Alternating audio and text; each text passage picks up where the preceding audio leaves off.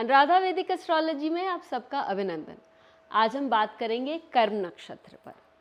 कर्म नक्षत्र क्या होते हैं, उनका हमारे जीवन में क्या योगदान है।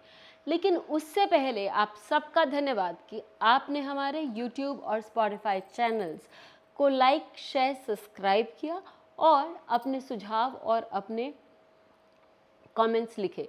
यदि आपने हमें लाइक, शेयर, सब्सक्राइब नहीं किया है तो याद से करें और बेल आइकन भी याद से दबाएं ताकि आपको अपडेट्स निरंतर मिलती रहें। कर्म नक्षत्र, कर्म का मतलब भी जान लेना ज़रूरी है। कर्म किसे कहते हैं? कर्म यानी कुछ करना, और कर्म का मतलब ये भी होता है कि आपने पिछले जन्म में या पिछला कोई काम किया होगा जिसका फल आपको आज मिल रहा है। अर्थात कर्म दो तरह से हम देख सकते हैं, जो हमारा पुराना कर्म फलीभूत हो रहा है या जो आज हम उस पुराने कर्म को फलीभूत करने के लिए जो काम कर रहे हैं, वो दोनों ही क्षेत्र में उसे हम कर्म कहेंगे। तो कर्म नक्षत्र क्या हुआ? वो नक्षत्र जो हमारे कर्मों के बारे में बताता है या हम किस प्रकार के कर्म कर सकते हैं वो बताता है। इससे हम टाइमिंग ऑफ इवेंट भी निकाल सकते हैं। इन सब के बारे में हम आगे देखते हैं। तो सबसे पहले आप अपना जन्म नक्षत्र देखें। जन्म नक्षत्र बहुत इम्पॉर्टेंट होता है। उससे हम बहुत सारी चीज़ें, संपत्ति आदि बहुत सारी चीज़ें निकाल सकते हैं। लेकिन पहले हम अपना जन्म नक्षत्र देखते हैं कि वो कौन सा नक्षत्र है। वहाँ से हम 10वां नक्षत्र देखते हैं। याद रखें कि ये आपके जन्म नक्षत्र के त्रिकोण में ही आएगा। साथ ही ये जन्म नक्षत्र, इसकी जो दशा अंतरदशा लॉर्ड है वो आपके जन्म नक्षत्र से रिलेटेड होगी। सबसे पहले आप अपना जन्म नक्षत्र देखिए। जन्म नक्षत्र से 10वां नक्षत्र जो होता है उसे कर्म नक्षत्र कहते हैं। जन्म नक्षत्र और कर्म नक्षत्र, इन दोनों के जो विंशोत्तरी दशा स्वामी हैं ये एक ही होते हैं। तो यहाँ क्वेश्चन ये उठता है कि भाई जब दोनों के स्वामी सेम हैं तो हम किस तरह से, क्योंकि जन्म नक्षत्र की दशा जो है वो तो बचपन में ही चली गई, तो हम किस तरह से अपना काम का प्लॉटिंग करेंगे, अपने काम की प्लॉटिंग करेंगे, अपने कर्मों की प्लॉटिंग करेंगे। तो हम ये भी जान के रखें कि इनकी दशा जो है वो बचपन में जा सकती है, लेकिन दूसरी दशाओं में अंतरदशा प्रात्यांतर तो आती रहेंगी, उसमें हम अपना काम कर सकते हैं। और कभी कभी आप देखेंगे कि जो प्रोडिगी यानी कि जो बहुत ही होनहार बच्चे होते हैं, उनकी कभी कभी आपको जन्म दशा में ही उनके जो काम हैं वहीं से शुरू हो जाते हैं, जैसे कि विश्वनाथन आनंद का भी, और बहुत सारे लोग हैं। आप उनका जो एग्जाम्पल है आप ले सकते हैं। तो चलिए हम एक एग्जाम्पल से समझते हैं। अब यदि किसी का जन्म भरणी नक्षत्र में हुआ है तो वहाँ से 10वां नक्षत्र जो है वो पूर्व फाल्गुनी नक्षत्र है। व्यक्ति की मानसिकता एक है, लेकिन वो काम क्या करेगा पूर्व फाल्गुनी के गुण हमको बता देगा।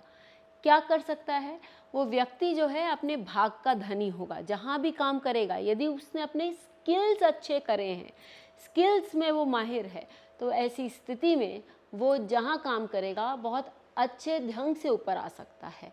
वो इकोनॉमिक्स पढ़ सकता है। वो कोई भी कला यदि सीखना चाहे, जैसे कि आर्ट, क्राफ्ट, एक्टिंग, ये सारी चीज़ें, डांस, तो भी वो कर सकता है और अच्छे नाम और शोहरत को भी प्राप्त कर सकता है। इनफैक्ट लोग उसको बहुत सराहेंगे और लोग उसकी वाहवाह भी करेंगे।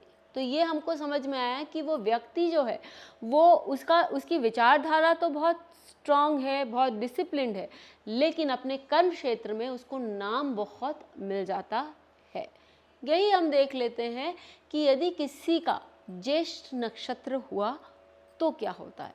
ज्येष्ठ नक्षत्र में व्यक्ति का जन्म है, लेकिन उसका जो कर्म नक्षत्र है वो आपका रेवती हो जाता है। ज्येष्ठ नक्षत्र व्यक्ति को बहुत कॉम्पिटिटिव बनाता है, बहुत डेयरिंग बनाता है, बेधड़ल्ले से काम करने की क्षमता देता है, और इसके कारण वो व्यक्ति बहुत प्रोमिनेंस में आता है। लेकिन काम करते टाइम वो व्यक्ति जो है वो बहुत शांति से काम करता है।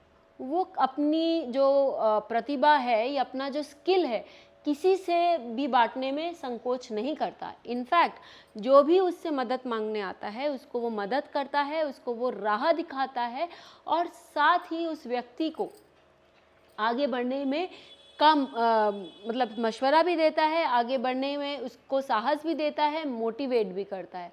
तो ऐसे व्यक्ति जो हैं वो जीवन में बहुत लंबे अंतराल तक आगे जाते हैं, क्योंकि उनमें अंदर कॉम्पिटिटिव स्पिरिट है और बाहर से वो विनम्र है, काम करने में वो हमेशा तत्पर हैं।